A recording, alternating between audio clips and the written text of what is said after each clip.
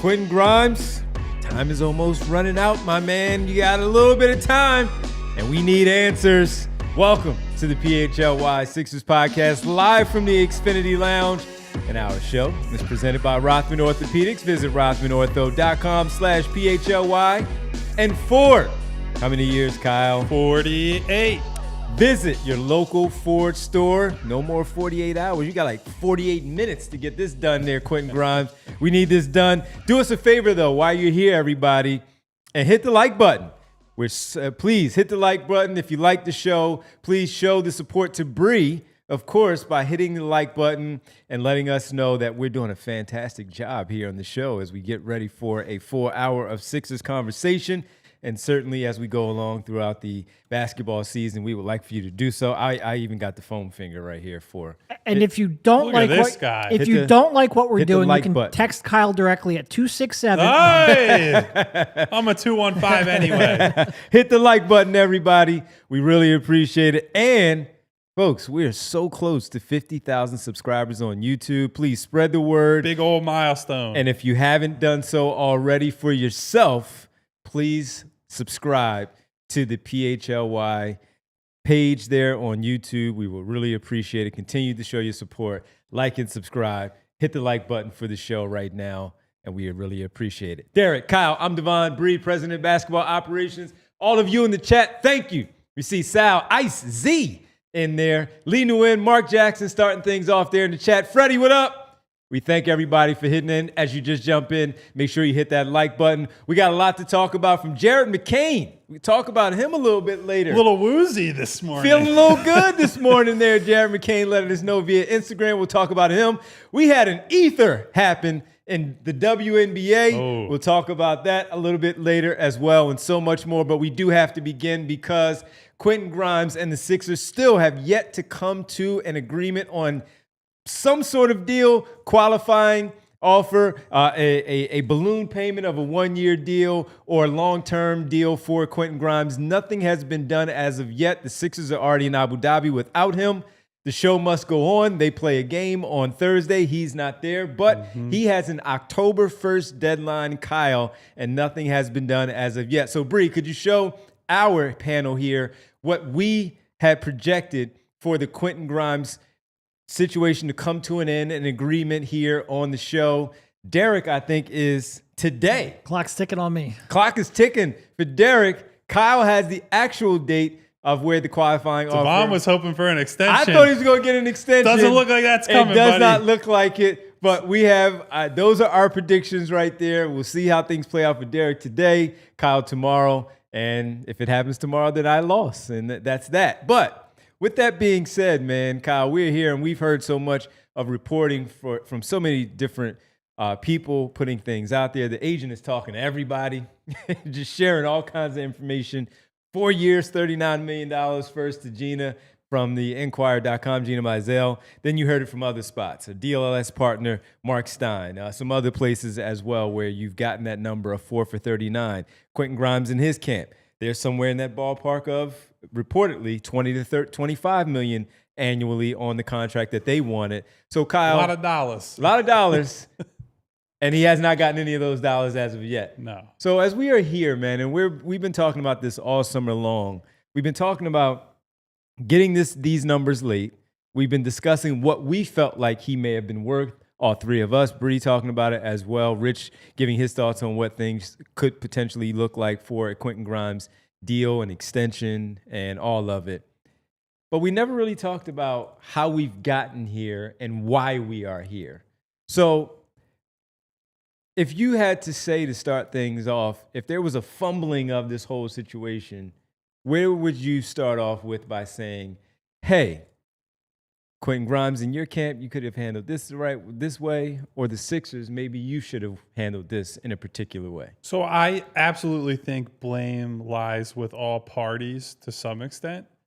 Everything we've heard, and this is prior to Quentin Grimes arriving here, everything we heard about Quentin and what he wants, kind of how he feels he fits in the league, is he thinks very highly of himself, and he should, right? He works very hard. He's a good basketball player, but wants a lot of money and has not really moved off of that, right? That $20 to $25 million range has been pretty consistent in all the reporting that we've done and others have done all summer. And we went the other day through the list of guys who make that type of money and said, I don't know. I don't know that that's him. I don't know that that's him particularly on this team, having Jared McCain, having Tyrese Maxey, having just drafted VJ Edgecombe, right? And so one part of it is not moving off of that high-end range is a problem. Now, on the other side of it, and Derek has been hammering the Sixers on his belief about how much of this is tied to the luxury tax and at the ownership level, right? What I will say and what I will focus on is whatever the reasoning is that the Sixers have, to our understanding from the numbers that are out there, that they have not come over a certain dollar amount, that we haven't heard it floated like, hey, there's a 4 for 60, there's a 4 for 48, there's a 3 for 45, like that type of offer that is the middle ground on the table, right? It has just been the extreme of Quentin Grimes asking for a lot and the extreme of the Sixers basically saying, we're not moving at all, right? We'll take you on the qualifying offer. Maybe we'll give you a slight balloon payment. Maybe we'll give you the qualifying offer level salary over a 3 or 4 year period, right? But the fact that there's been, as far as we can tell, no movement or minimal movement off of that bottom line number just creates a situation where both sides have their heels dug in. And we ultimately all along were of the mindset that the middle is where this should end, right? The middle is what's fair. It works for both Quentin and for the Sixers. You get some long-term security if you're Quentin.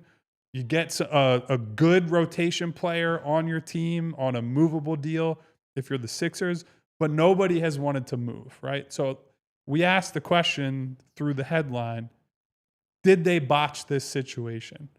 I don't know that that's fair. I would say no, that the Sixers, just their side, didn't.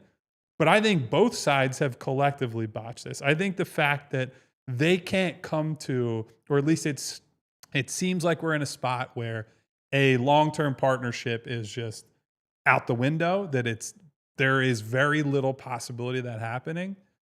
I think that is a misplay by both sides because I think he is a good player who can fit in on a good team and is not someone who is ultimately blocking guys from playing, that does work alongside the VJs and the Jareds of the world on this team.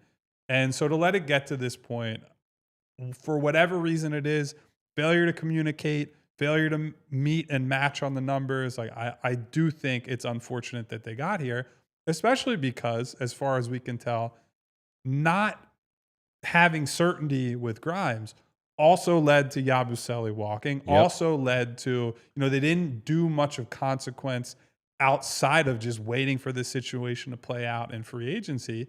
And that took opportunities off the table to, as we talk about a hole at the 4 spot, holes in the rotation, skills that maybe they're missing. If this hadn't dragged on, and if you had real certainty as to what he was making and what you're doing there, a lot of those problems might have been resolved well before now on September 30th. Yeah. I think they completely botched this situation. All right. Now, because what you brought up, like obviously we have heard the two extremes. Quentin asking for 2025, the Sixers offering that 4-year, $39 million. They have pushed back on that being that $439 being their offer, but they have not actually given anyone any indication of what their true high-end offer was. And, if you are going to convince Quentin Grimes to give up unrestricted free agency next year, you're going to have to give him something meaningful. And there has been no indication, no reporting that they have offered him anything meaningful. And, I like to sort of play a little bit more, rather than so much, this is what I'm hearing. I like to play a little more in I'm going to do a little bit of tea leaf reading. A lot of times those tea leaf readings include conversations, but, I like to go to, all right, what explains everyone's actions?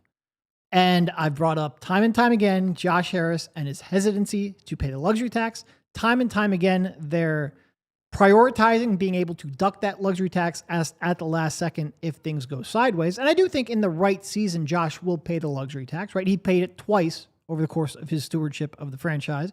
But I do think, it has to make sense to Josh to be able to justify it with a team that can compete deep into the playoffs. And we saw that last year with them dumping KJ and giving up 2 second-round picks, by the way, to dump KJ at the last second so they get under.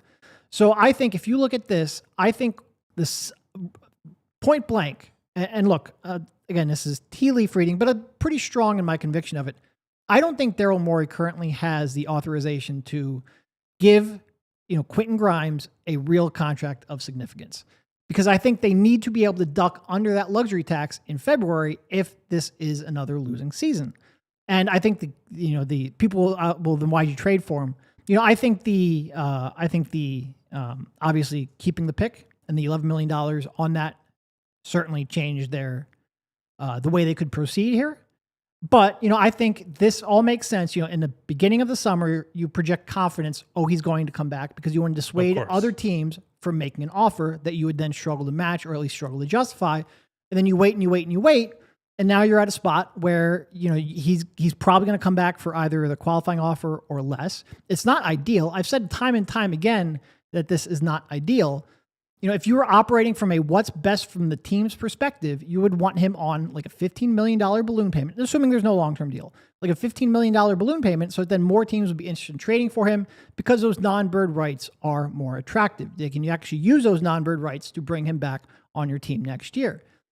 If he ends up coming here either on a qualifying offer or a 1-year deal, like a 1 year, like let's say a $10 million, $11 million, not even a balloon payment, just a little bit of here's a couple $1 million or $1 million or two to get rid of your no trade clause, I think that pretty much confirms this was about the luxury tax, because there's no actual argument against giving a significant balloon payment that doesn't involve Josh Harris's pocketbooks. And it frustrates me to no end. Look, I understand Josh not wanting to pay the luxury tax on a season that probably has a decently high probability of going sideways. Like we talked about injuries all summer. In theory, I get that. But just like, getting rid of Isaiah Joe, just like the conversations we had about KJ Martin and the value of that balloon contract last year, and this one, I've always just wanted him to try to do something to engineer luck. And having KJ on like a $15 million 1-year deal, yeah, it's going to be harder to deduct that luxury tax, but it's going to give you another significant trade chip. And if they're sitting here in February and they only have Quentin on a qualifying offer, and you don't have that trade chip, that gives you significantly less flexibility. And it's obviously not a huge, it's not a guarantee that you would even be able to use that as a trade chip, but you're giving yourself a chance. Giving yourself a chance. It's the difference between having a chance and not having a chance. It's engineering luck, and if Josh has to risk the luxury tax for it, he has time and time again showed that he is not willing to make that payment to engineer luck. We brought this up with Kuminga, but I think it was the them signing him to like that contract was going to cost him like $70 million or something like that in luxury tax payments. And they don't even really like Kuminga, right? Like they want him as a trade chip. Benched him outright, and they're willing to pay games. $70 million to basically enhance the value of their trade chip. And here again, if I'm wrong, like everyone at the organization, like I've had the same phone number for the 15 years I've been covering the team, let me know. But unless I'm completely misreading the situation, they're not even willing to like risk a couple $1 million in luxury tax payments and not getting the tax disbursement. And it's very frustrating. And again, is it a guarantee that you could use that for a trade chip? No, but there's really no downside outside of a couple $1 million in luxury tax payments. And this is the MO of the team. If that's the case, then I don't like the mindset of going in thinking that this is going to be, to your point, could this be another losing season consecutively where they have another down year? Sure, you may not really believe that like you did in the past when you were willing to pay those luxury tax payments, that you had a championship team. But we've talked so much about, and I'm sure he's talked to the people in the front office about and the coach about what they think that they could do because of what's open in the East right now of the injuries in Boston and in the Indiana, and how those two teams are down. Right out of the gate, you have Miami dealing with the Tyler Hero injury as well, where there's so much opportunity in the Eastern Conference where you're getting hung up on this, if that is the case, that's going to hold you back from keeping a quality player that you made a trade for at the trade deadline that was essentially your free agent pickup from this summer because you couldn't do anything based on all the money you spent last summer and then letting, to your point, Kyle, letting Yabusele walk in the offseason as well, that if that's the case, then that is not good. Now, in my opinion, I look at this and I don't know how much. I mean, look, the agent is out there sharing all the information about the 4-year, $39 million offer. And we all agreed here on this show, that's too low. We all agreed that we felt we started at $15 million and went to about as high as 20 for a contract for Quentin Grimes. That doesn't get done. Okay, cool. And we'll see what happens next summer on the open market and what he ultimately gets. But that being said, this is a key player, man, that we've talked about quite a bit coming in here that is 24 years old, 24, 25 years old, that has some real good basketball left in him and could be a key part to what you're trying to do. And we continue to talk about how they have this 4-guard rotation, including him. That is a big part of this basketball team. And Daryl Morey has said this plenty of times, including on Friday, about where they are with Quentin Grimes, that they like what he can do now, and he would be a part of their future as well. So I look at this, and I agree with Kyle, too, that it's both sides have a hand in this whole thing. And while Quentin Grimes is well within his right to ask for whatever he wants, you don't get to reach free agency at the peak of what you have done to ask for whatever you think you're able to ask for often. And he did that off of the play that he had this past season with the Sixers in a different role, showing what he can do in another role. But also on the Sixers side, if that is in fact true of that 4 for 39, and you're like, all right, that's a little disrespectful to the player and what he is. Now, I think it's been a little bit more of an offer than the 4 for 39, but that's just my personal opinion. And I cannot wait to find out now how all this comes together, because we've talked about the qualifying offer for so long. As of the last 2 weeks, we've talked about the balloon payment. I think we have all said the words qualifying offer more in the last 2 months than the rest of our lives combined. And this last 2 weeks, we've inserted now the balloon payment, which we never really thought it was going to get to that. No. Yeah, it was just either going to be the qualifying offer, which was way down here, and some sort of extension. Going in thinking that there's if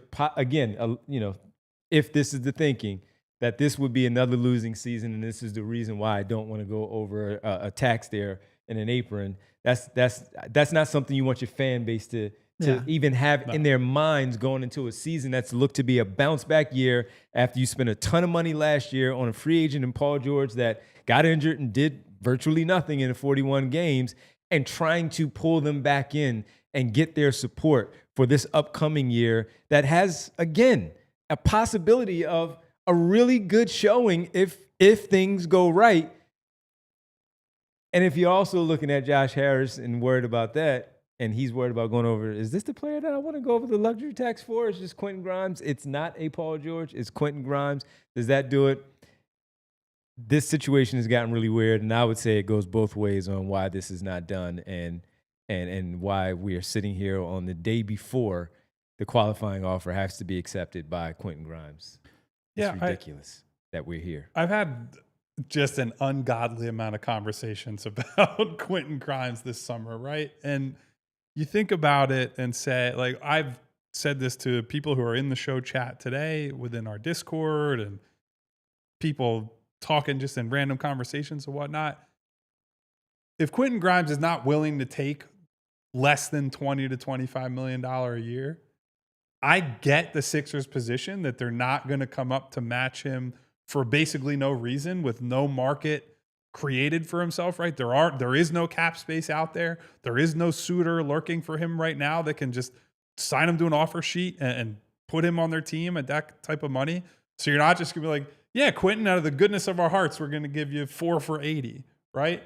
But on the other side of it, then it's like you do have to make some kind of good faith effort for it not to look like we're trying to get you on the very bare minimum deal we could get you to sign, right? There does have to be an appreciation for this guy has been, at the very least, even if you think last year at the end of the year is a complete mirage, that he's nowhere near that player, he has been a good role player on multiple teams, right? Mm-hmm. Was a frequent starter on like a 47, 48 win Knicks team previously. He is a bench player, but more like in that 6th, 7th man type role in Dallas. playing with Luka Doncic, playing off of a ball-dominant star, and was very good in I'm a 3-and-D type guy who beats closeouts, defends a couple positions, and plays two-way basketball, right? Like, that's a valuable player.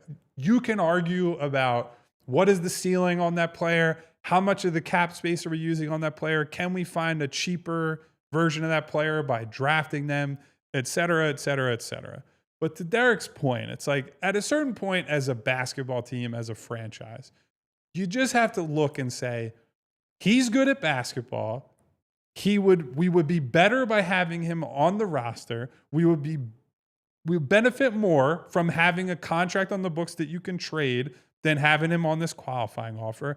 And look at this list of benefits and say, the downside risk of offering him whatever it is, $4 more million a year, $5 more million a year, is nowhere close to what the potential benefit and upside of keeping him on a relatively friendly deal over the long term, right? Like I can't see the risk that they seem to see in this deal specifically, and trying to justify it through, well, if it's at the ownership level and it's really Josh Harris looked at last year and was like, well, I can't trust that Joel and PG will be healthy again.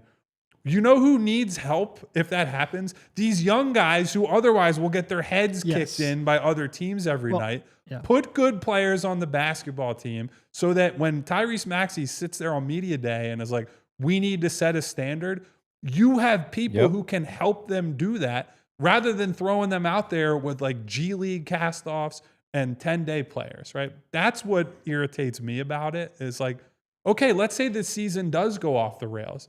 That doesn't mean you just throw the year away from a competitive and a developmental standpoint for young guys who you don't want to put through that. You want to play consistent, competitive basketball. And in any version of this season, Quentin Grimes, I believe, will help them do that. All right, folks, we're going to take more thoughts, but it's going to be lengthy, so we need to get to that break. So let's take that first pause here. And when we come back, Derek has more thoughts. We'll lay those thoughts out. We'll tell you about how you can get Derek's new hat right here that he's sporting on the show. We'll tell you about that and so much more as we hang out with you on this Tuesday, 2 days away from the start of the preseason schedule and 1 day away from Quentin Grimes and the Sixers coming to some sort of an agreement. We'll find out. Decision day tomorrow, October 1st. We're discussing it all right here on the PHLY Sixers podcast. And guys, maybe you're watching that Monday Night Football game. Maybe you're watching the Phillies NLDS coming up soon, or maybe you're waiting until basketball starts. Either way, you want to make sure you're at a good place to watch the game, because every now and then you go somewhere, maybe it's a friend's house, maybe it's a bar, but the setup is streaming, it's lagging, it's an absolute mess, and it ruins a sporting experience. Because if you are a sports fan, you have to have Xfinity. It's the ultimate sports destination. You can find the best games and your favorite teams all in one place. And the way that you watch, it's next level. Got all the action right in my living room, plus Xfinity's best picture and sound with enhanced 4K. It's so clear, it feels like I'm in the arena. On top of that, I get real-time notifications and live stats right on my TV. It's the best seat in the house every time. Next game day, make sure that big fan isn't a big fail. Learn more at Xfinity.com. Xfinity, imagine that. Restrictions apply. Multi-view requires Xfinity 4K capable TV box. And because I've had some pretty bad injuries overall playing some sports in my pickup life with my ACL and my Achilles, man, I had to feel bad last night watching that football game and seeing Tyreek Hill go down the way that he did. A gnarly one. But I immediately, Kyle, thought about our good friends, our partners here, and that is Rothman Orthopedics. So if it's something as serious as my injuries to my leg or something as bad as you saw with Tyreek Hill watching that game, if you have not seen the video, please don't watch it. But that being said, you got to go to Rothman Orthopedics, because from aches and pains or if just something not as severe as that, pickup game or just running, some old injuries that continue to flare up that you ignore throughout the summer to enjoy your summer with your family, I understand that. You got to go see our good friends from Rothman Orthopedics. Year over year, Rothman consistently performs among the highest volume of hip, knee, shoulder, and ankle replacements in the country at over 60,000. If pain is slowing you down this season, don't let it. Take the first step. Head to rothmanortho.com/PHLY and schedule your appointment today. Rothman Orthopedics, your mobility, their mission. Welcome back to the PHLY Sixers podcast. We'll get Derek's thoughts here shortly. But we got to tell you about Derek's new cap, the hat, the green PHLY hat that he has on. Bree, zoom in on Derek. There you go. Oh, nobody needs no, anyone you to got to zoom zoom in in on on me. Derek. What are you doing to me there, Devon? Jesus. Got to zoom in on Derek because you got to become a diehard member to, well, the easier way is to become a diehard member where you get a lot of content, some great content here on the show, and you get to sign up and get one of those hats. Join the PHLY Diehards today. Choose your perk at allphly.com. $36 limited edition for the t-shirt of your choice or the green branded Bills Diehard hat, which is a limited quantity, everyone. And you can get that deal for the all PHLY mine is on the way. Subscription at $59. You get full access to premium content, events, merch discounts, plus more. Kyle's hat is on the way. There'll be 2 on the show. You need to match up with these guys. I'll have mine eventually as well. Same for Bree. You'll want to wear your hat like us. Wear it to the game. Support your football team. Don't wait. These hats will sell out fast. Once again, join the PHLY Diehards today. Choose your perk at allphly.com. 2 price points, $36 for the limited edition shirt and $59 for the green branded Bills Die Hard hat sported by our very own Derek Bodner right here on set. Go get your great diehards. And by the way, Kyle, we got to tell the people, like and subscribe, everybody. Like and subscribe. The foam finger man himself. Go hit the like button while you hang out with us. If you missed it at the top of the show, we're telling you right now. Look at that. Look at Nuck right there on the bottom of the screen. Hey. Bree has him. So I'm telling you, like and subscribe, everybody. We appreciate it here on the show. You're telling Bree how much you love her. All right, Derek, you had some more thoughts. So, like, another reason that I think it's pretty obvious that this is a luxury tax issue, it's been brought up multiple times by multiple different reporters that they tried to move on from Kelly and Andre over the summer, weren't willing to pay, attached draft pick compensation to do so. But just the fact that they were trying to move them to clear room for this Quentin Grimes contract tells you, because, a lot of times in the reporting, because they're trying to put the most generous spin on it possible, but a lot of times it's brought up as a second apron issue. They want to have room under the second apron. They are $22 million below the second apron next year. Unless they literally gave Quentin exactly what he was asking for, they don't need to clear any salary to do that. Like, if it actually had a middle ground of, let's say, 15, 16, even $17 million a year, you could fit that very comfortably under that second apron. If they are looking to move Kelly and Andre, it is because they are trying to fit under a different line that they have imposed upon themselves. Which line would that be? Likely the luxury tax line. So again, if they have plenty of room under the second apron and there's no significant balloon payment, to me, that is just proof that it is a luxury tax issue. And again, what was the second point I wanted to get to? I definitely had a second point. We waited too long. That ad read was just way too long. Oh, my bad. Those ad reads were exactly as long as they should be. No, I know. It's my brain that's not working, but I need someone to blame it on, and it doesn't, it sounds a lot let me better. just ask you this off of that, though, because we've talked about 15, 16, 17, somewhere in that range. What if it's that Quentin Grimes and his representation are just simply stuck on that 2025 number, and we don't know, because all they're saying is 44 for 39 publicly, and that the reports are also that they want somewhere in that 20 to 25. If it's that 15, 16, 17, then Quentin Grimes and his representation, they need to look themselves in the mirror, because For sure. I think that's a pretty good deal. But we just have no information. We have no we don't. reporting But that I'm that's I know, the case. I know. And here's why I'm so much more focused on the Sixers aspect of it, because it impacts the Sixers. Their unwillingness to spend a luxury tax is something that we've seen time and time again. Well, they will burn these assets. And again, it's not burning assets like the Colangelo regime. That was a masterclass in burning assets. But when you're saying, this is actually the point that I wanted to get to. To Kyle's point earlier of him being like, well, I understand not wanting to pay the tax on a team that may not be a true contender, but you need help. And he brought up for this year, for Tyrese and Jared and whatnot, you need help long-term. If Joel Embiid and Paul George cannot be healthy consistently, then you might not contend this year, but you need to find ways to manufacture assets for future use. You need to create ways to get long-term contributors on this team. Quentin Grimes at let's say a $13 to $16 million contract, because I think that's a reasonable range for him, on a multi-year deal, is one of your few pathways towards having a positive trade chip. Positive trade chip because he's a 24-year-old who's a good player, positive trade chip because it's matching salary in a trade. You cannot continue to burn these things and still have the assets left to go out there and rebuild if you need to rebuild. And if they're only looking at this from it's a luxury tax issue on a down year, or at least a year that we don't know is going to be good, I think that's missing the forest for the trees. And it is so incredibly frustrating to be sitting here talking about this time and time again. Like I said, you need to find a way to infuse this team with positive value assets. It's very tough to do that in a luxury taxed second apron NBA when you're building a team around 3 stars. And look, Daryl Morey, this is why I'm not willing to I said at the top, I'm not convinced Daryl Morey actually has the authority or the authorization to give him a contract of significance. I don't let Daryl Morey off the hook, though, because this is the pathway you go down when you choose to sign a third max player in Paul George. There are consequences to that. I think Josh Harris and his $10 billion value or net worth should be able to buy you out of that. This self-imposed luxury tax restriction is entirely, driven by them themselves. But this is, the owner that you're operating under, and this is the consequence to a max contract just not working out. Yeah, I think that hits the nail on the head, Derek, right? Thank you for getting me back on track. It took me a minute, but I just had to clear some stuff out of the teammates, man. I got your back. It's one thing to not want to sign him to this deal, but if not wanting to sign him to this deal is a result of other decisions that are much bigger problems you have to deal with and a deliberate team building choice. And that deliberate team building choice means you effectively have to let good players walk out the door in service of this choice that has led to nothing, right?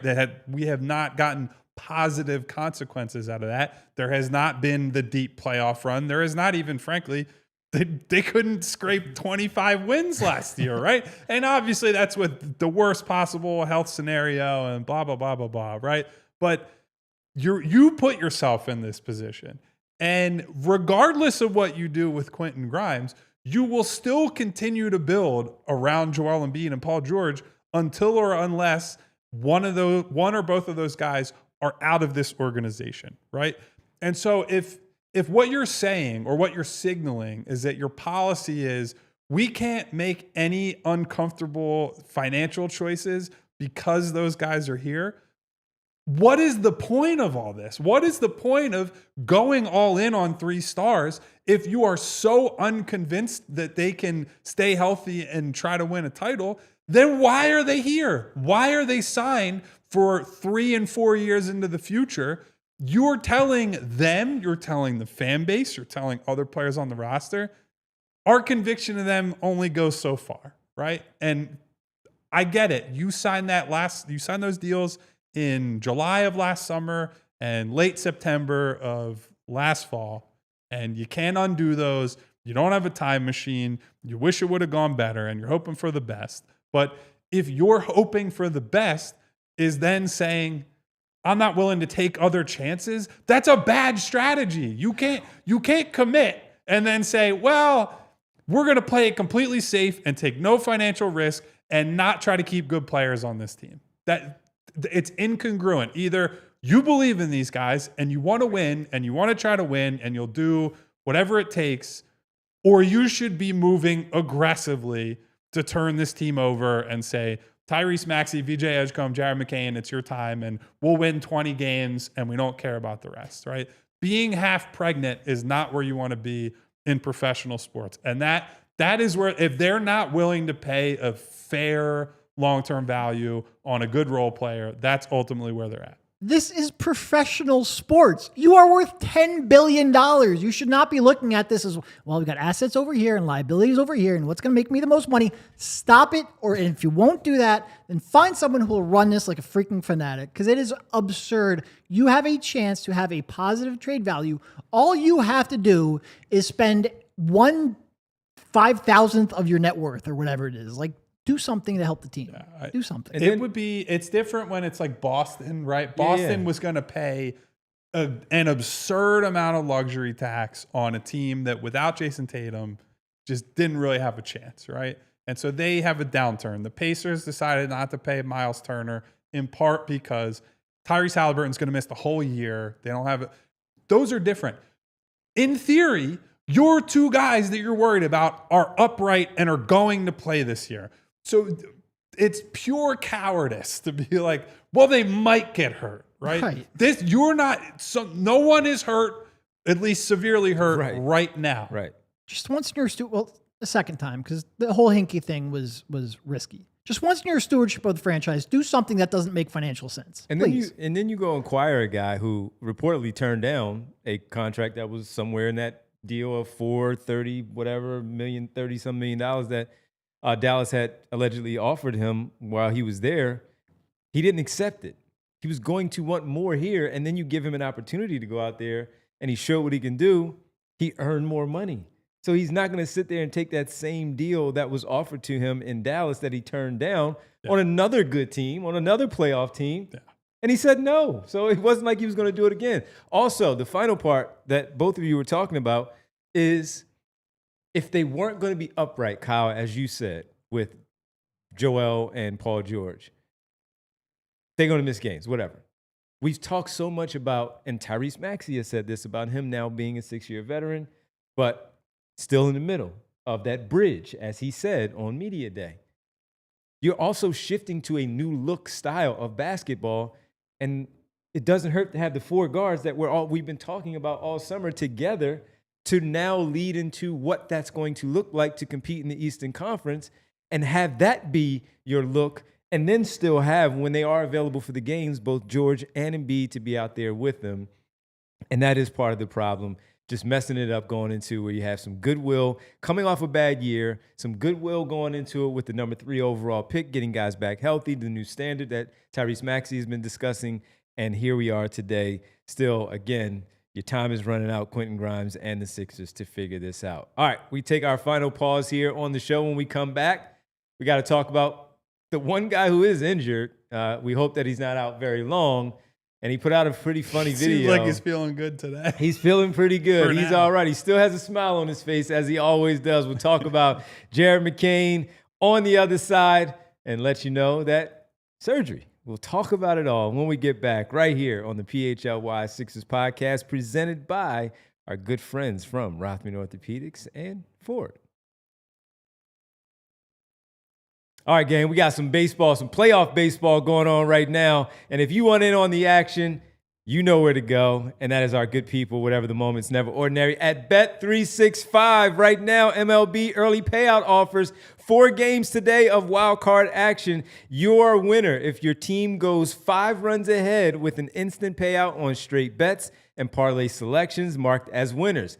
All you have to do is download the app and use code PHLY365 when you sign up for all of this playoff action going on right now in the major leagues. Breaking news from Bet365. New customers get $200 in bonus bets when you bet 5, win or lose. Sign up, use the code PHLY365, deposit 10, place a bet for 5, $200 in bonus bets just for you. If your bet wins or loses, bonus bets can be used on the spread, totals, player props, futures, and more. Whatever the moment, it's never ordinary at Bet365. Must be 21 plus and physically located in Pennsylvania. If you or someone you know has a gambling problem and wants help, call 1-800-GAMBLER.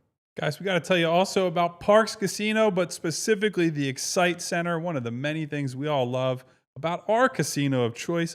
Parx Casino is Pennsylvania's #1 casino, very close to Philadelphia, located in Bensalem. You take the Street Road exit off of I-95 and the PA Turnpike. They got a bunch of cool people coming through. Ken Jeong, Bill Murray, Air Supply, Everclear. There's a little bit of something for everybody. You got music, you got stage, you got comedy, all sorts of people, all sorts of shows you can see. And it's state-of-the-art, located inside Parx Casino. It has been named one of the best places to see the country's best comedians and music headliners. Parx Casino, this is how you win. Must be 21 and over. Gambling problem, call 1-800-GAMBLER. And as we tell you about the postseason and welcome you back to the show, talk a lot of Sixers postseason, of course, Super Bowl last year with the Birds. The Phillies, #2 seed in the National League. They get started later in the week, and we have the best coverage in the area for you with the PHLY Phillies postseason coverage.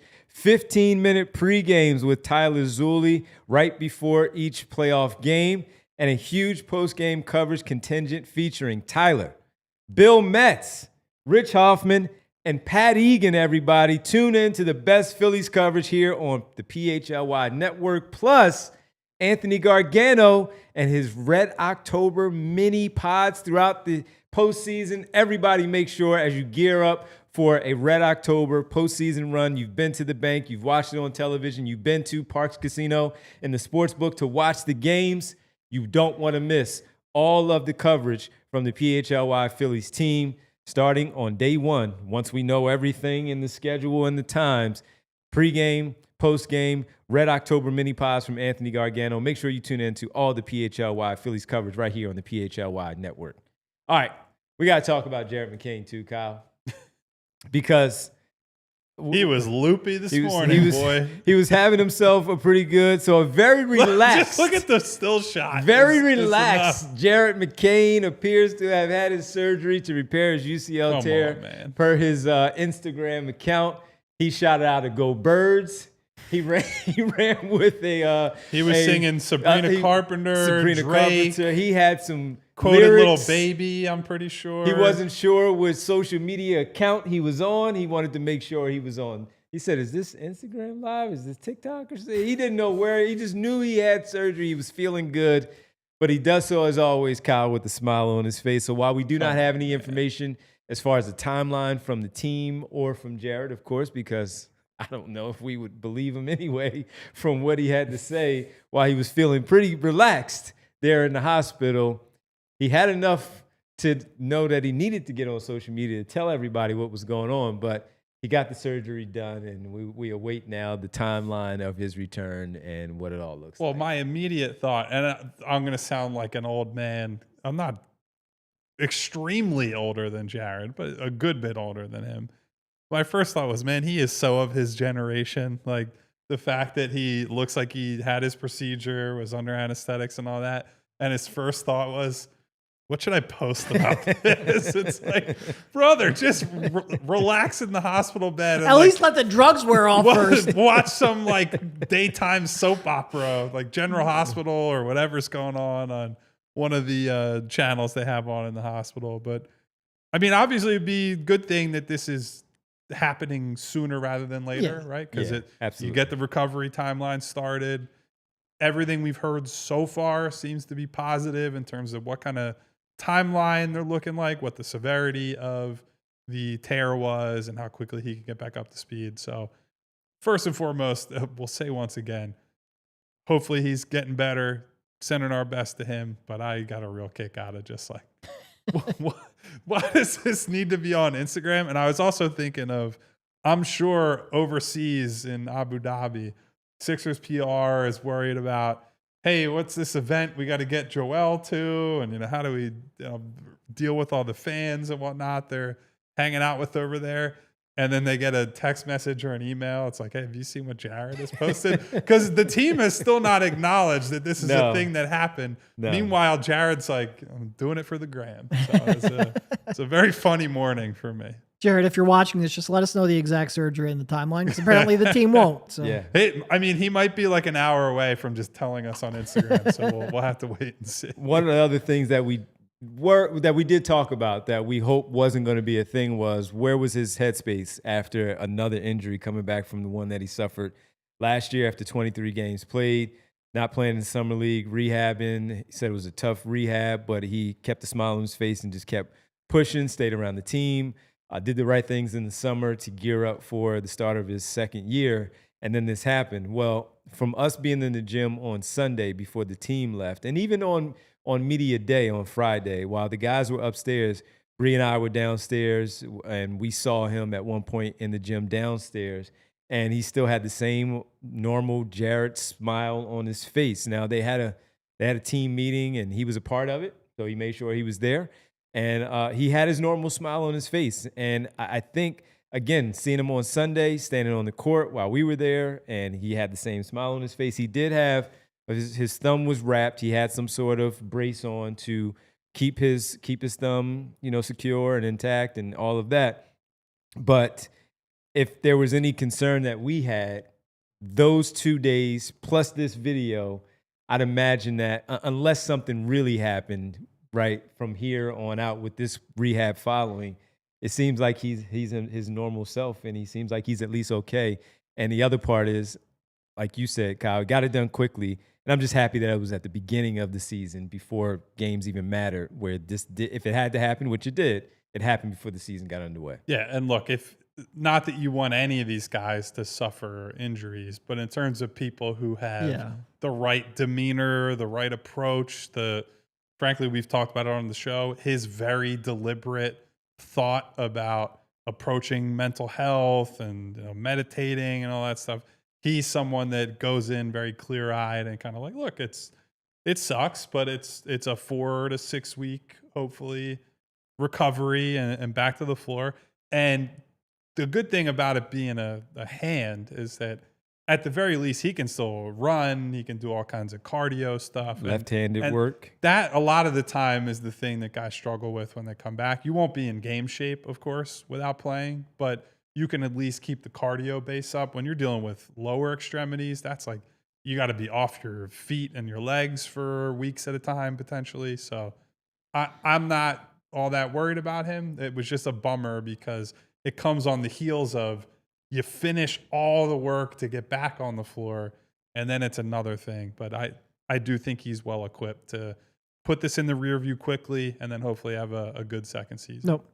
I mean, like you said, you don't want to wish injury on anyone. If there's anyone that you were confident was going to have the right mindset and not let this derail him, Jared would be at the top of that confidence list. Yeah. And it is good that, like, again, the timing kind of sucks because you were hoping he could get a lot of work in with the team. Like, a lot of what they're trying to do from a team perspective is put in here over the next 4 to 6 weeks that he will miss or at least not be on the court for. So it's a setback, but it's also the right timing in terms of making sure you don't miss all that many games. And again, this is an injury that seems like it should be one that has a high probability of coming back from, and not just coming back from, but coming back from at the same level he previously was. So hopefully this is just a temporary annoyance and nothing more. And I'm pretty confident in that being the case.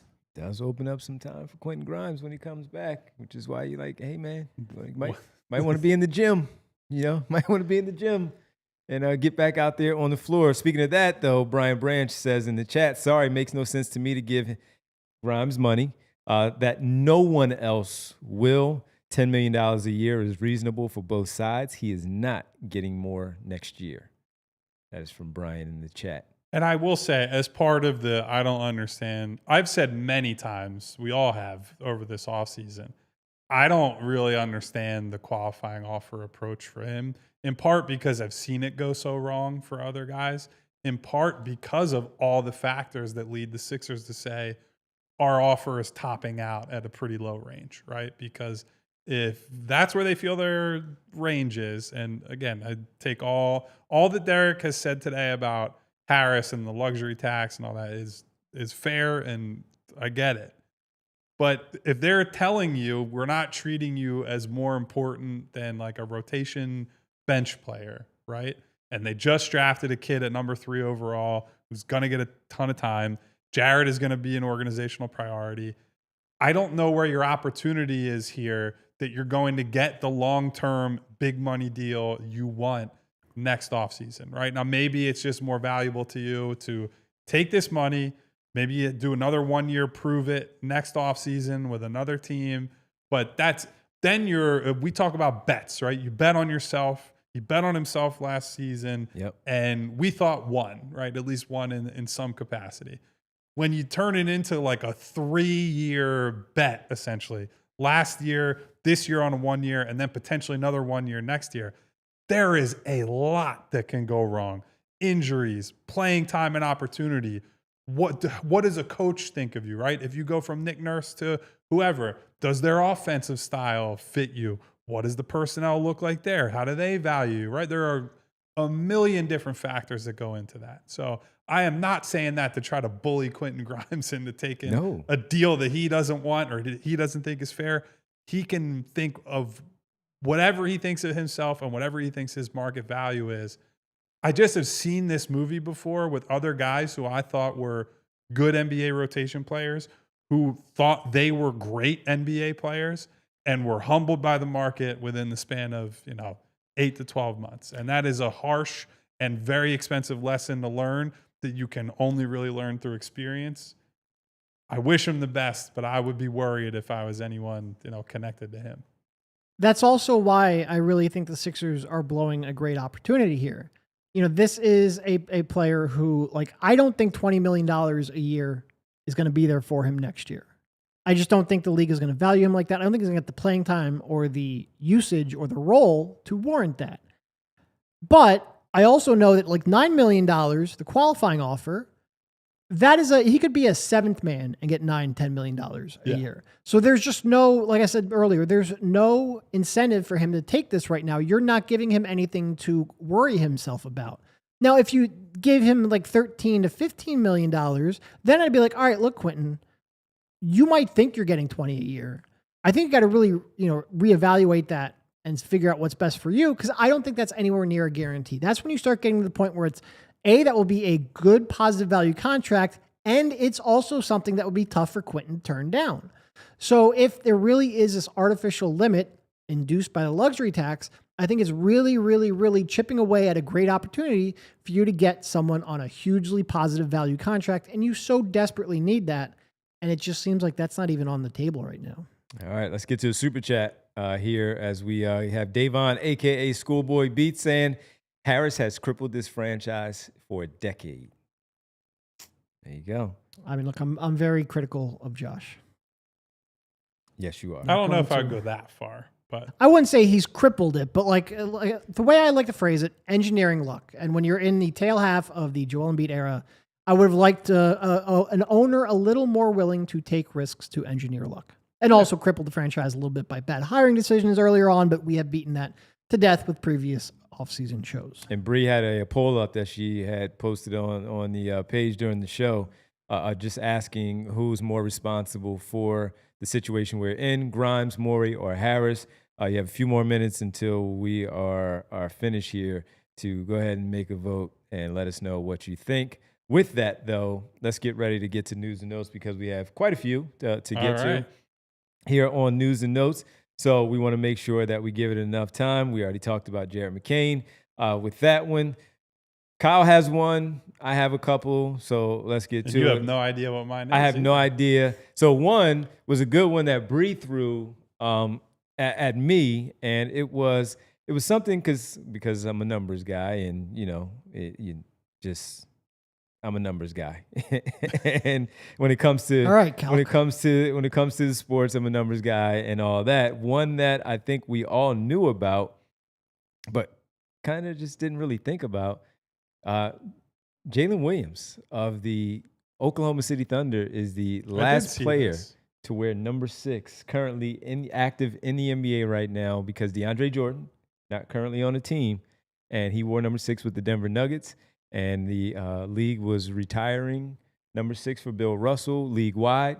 So Jalen Williams, who is still a very young player, and unless he leaves or decides to change his number while with OKC and 6 is not available elsewhere because he can't, he's the lone number 6 remaining in the NBA. So I knew that he wore number 6 I watched the Thunder a ton, but it really didn't click in my head that it was like, yeah, they retired this number for the whole league. Yeah.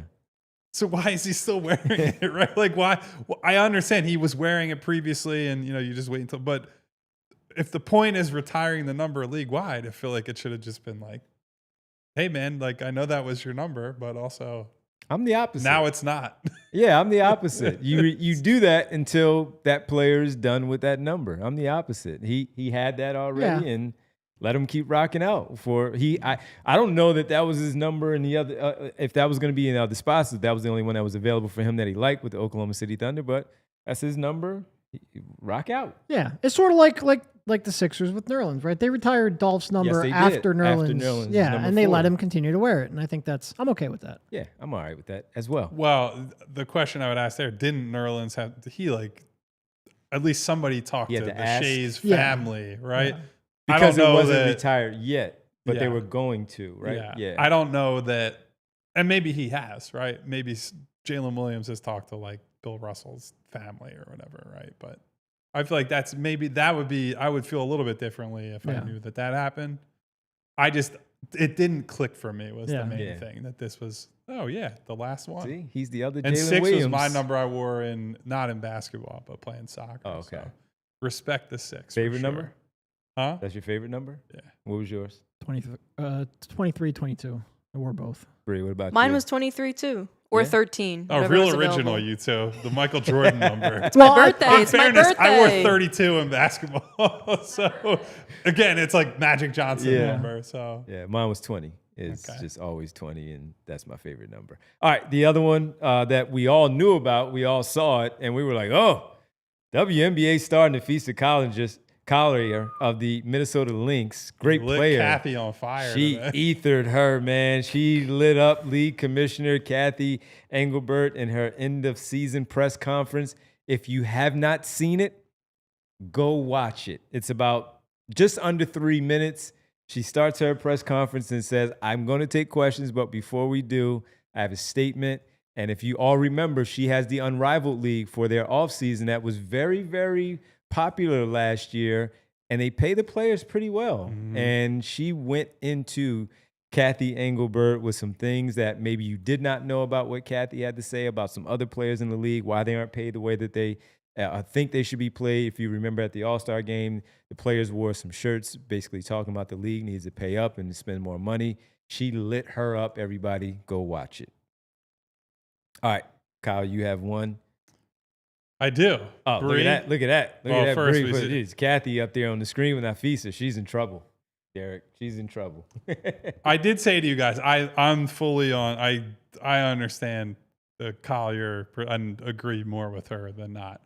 I do think there's a little bit of the Kathy Engelbert with that you're like, it's a sign of the times, because most of what she's saying is the David Stern playbook when he ran the NBA. Like, you're not bigger than the league type of mentality.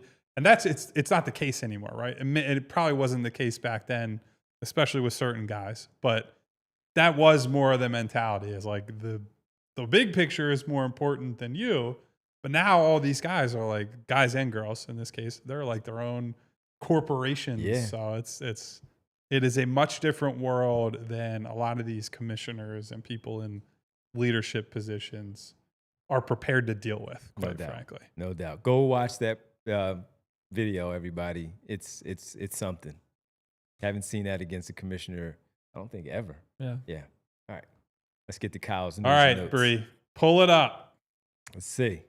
Taco Bell launching a new dessert called Tacolet, a waffle cone filled with cinnamon ancho chili ice cream dipped in chocolate.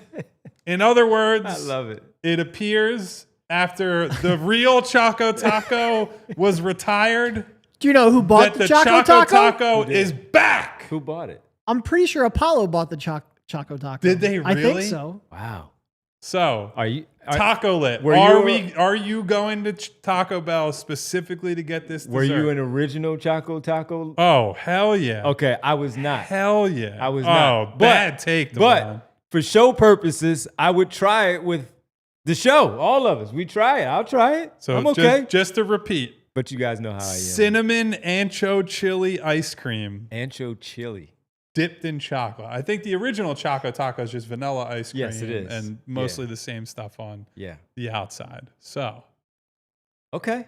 chat, I need you to sound off. Chat, what do you think? Are you going to try Are it? you going to Taco Bell to eat the Tacolet? By the way, Taco Bell, as much as we've talked about Free you on this promo show, galore. from the Mountain Dews and some other Excuse you. tacos. The Baja I'm Midnight. sorry. Get it right. I'm Devon. sorry.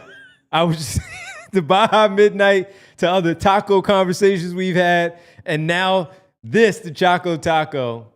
Come on. What are you doing? You might as well, come on in. Welcome. Welcome, Maybe Taco Bell. can become the official sponsor of Overtime, Devon. Welcome in. Welcome in, Taco Bell. AllPHLY.com. Head on over. We thank everybody on the television side, on the Fast Channel, for hanging out with us today. If you want to continue to watch, go over to AllPHLY.com. If not, and you can't, we'll be back tomorrow at 3 p.m. on Decision Day for Quentin Grimes as we discuss that and get ready to preview first game of the preseason. so we'll see you all at Sorry, AllPHLY.com. I'm just going to read through the kaleidoscope of responses we got on Tacolet. We got a hell no from Densley. We got a gnaw from Mark Jackson. a puke emoji from Eugene. We got a Taco Bell greater than from Hedfa, who is all in. Says, yes, I will be eating the taco-lit. Taco-lit. Well, so it seems like mostly no. Mostly no. Which is a little bit surprised because, look, I understand Taco Bell is a divisive chain. Yes. Most people are either all in or all out. But this is it's ice cream, right? It's a frozen thing they just have in the freezer. This is not. Oh, man. There's no more like preservatives or any bad stuff in here than you're going to eat anyone else's ice cream. So. Is it the ancho chili? Is that what's getting people? Probably. The cinnamon? Probably. Mixing the cinnamon with the ancho chili? Probably. Yeah, I think that would be it. To me, this is an easy sell, but I also am much more in on Taco Bell than not. So we can tell how often you bring them up. It's part of the personal brand at this point, right? Like I've told probably 3 different. Have you had the new Baja Blast yet? It's not Baja Blast. It's Baja Midnight. Sorry. Yes, I have. It's delicious. We got to apologize more on this one because Mountain Dew, Baja Blast, we got it all wrong. Taco Bell, welcome in. You need to head on over here to PHLY. Say what said, y'all not real big backs. Let me get a bite. Oh, that's funny. On, man. All right, folks, tomorrow on the show, of course, decision day for Quentin Grimes because it is officially October 1st tomorrow.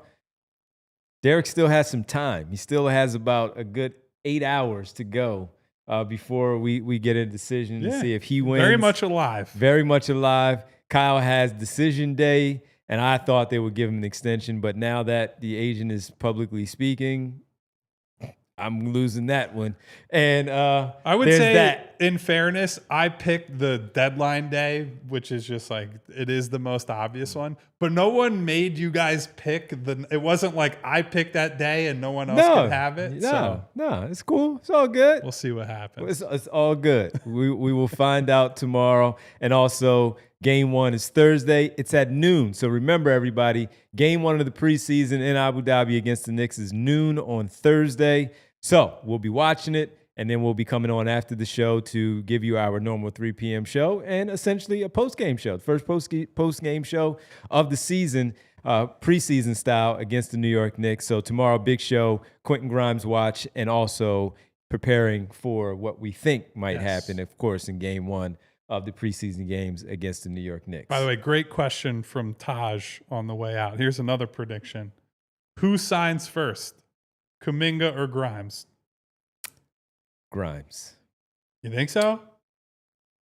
I mean, I think they're both You could going... justify either way. Both of these I'm just are going with the guess. contentious, last minute. I mean, I think they both end up signing tomorrow, so whoever signs first, It's just time-wise. You got to pick one. Yeah. I'll go with Grimes then. All right. That's where I am. Grimes. How about you? I'll take Kuminga just to make it so it's not a clean sweep on that one. Not because I have any conviction one way. Bree, what do you have on the poll update? The final poll results of your question. 31% Grimes, 27% Morey, 41% Harris. For who do you blame for the Grimes situation? There you go. Look at Josh.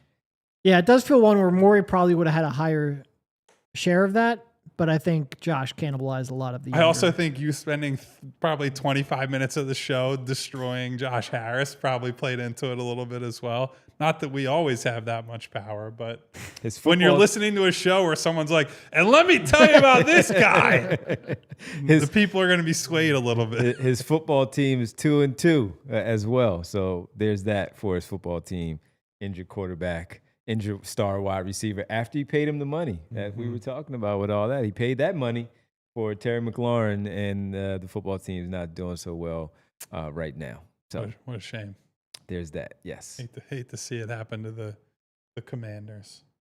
Yeah, tough break for them. Yeah, tough break overall. All right, let's get to it. You guys know what time it is. The world famous roll call time. Hit everybody. those roll call emojis in the chat, and before we get where started those here, like buttons, everybody. I was gonna say, bring out that foam finger, Devon. I got all you, of you Kyle. who are still here, I want to see as many likes on this video as there are people remaining in this chat, and that there is a big delta in those numbers right now. Like it up. Hit the like button to say thank you to super producer Bree, but also to help us all out. The more people who like the show, the more people it gets shown to, the more fun we can have, the more experiences, inside looks, all kinds of things, interviews, exclusives.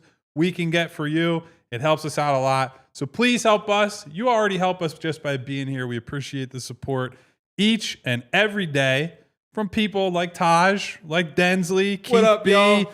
SB Cole, Hedfa, the number 1 or 1A, 1B Taco Bell defender, What up, along Hedfa? with me. Thank you to Hedfa, to Doug Craig, to our guy Al, the 2-minute warning. What up, Al? Jesse Bond, Jeffrey Stewart, Brian Branch, Glenn A, Davon with a super chat today, aka Schoolboy Beats. Thank you for the super Davon. chat, Devon. Marcus Blackstock, member of the Supporters Club, always here, always supporting. You can show off those roll call emojis if you're in that Supporters Club. Yes, you can. Take a quick thought about it. Lost Sleep TV, Parrot Dad is in the building. Greeny Green, Dave Mount Dewar, Rushmore Dave P. Birds. Parrot Dad there. My girl Nona, Val, Jess, What up, Nolan? Music Lover 31. Vince Pellegrini in the chat What up, today. Vinny? Aaron, Ray Lodato, Duck Holiday back in the building. What's up to Duck? Haven't seen Duck you in in a the little tax. bit. Brian Knight, W Wolf 76, Martian Lynch, Blake Claybrook. Hello to Blake. What up, Hello Blake? to Alex Perry. Hello to Terrence Knights. Hello to Theo. Say what? Say what? In the house, Eugene Ross, Say Freddie what, Powell, Nafisa Mark Collier? Jackson, Lee Nguyen, Sal, Ice Z, and not to be forgotten, Darkness! Turn the lights down. Unfortunately for Tyreek Hill, season is over. And shout out to a few people It's a coming in bad- at the end. I see a Jalen Brunson, I think that is. Jalen checking in from Avatar, Abu Dhabi. Basketball Joy, All right. checking in. W Chambers. Looks like, is that, I'm not misseeing that, right? Yeah. Habib hanging out here at the end. W Chambers. Thank you, everybody. Terrence Days. Thank you, everyone who was here. We love it. Love seeing some faces, some names, some avatars we haven't seen in a while. Season's about to pick up. First preseason game. Hopefully the debut of the Maxey VJ backcourt. We shall see. Until then, hit the subscribe button, hit the bell icon so you get notifications each and every time we go live. There it is. And hit that thumbs up button to say, thank you, super producer Thank you, Bree. Bree. Help us out in the algorithm. Help out the show. Help out the channel. We march toward 50,000 subscribers on the YouTube page. We'll obviously be very excited about that. Be back tomorrow, 3 p.m., as we are every day until the season starts. And then we're all over the place. Until tomorrow at 3, stay safe. Take care of one another. And by the way, go see one battle after another. Goodbye. See you, Yo's World. We all silly like the mayor.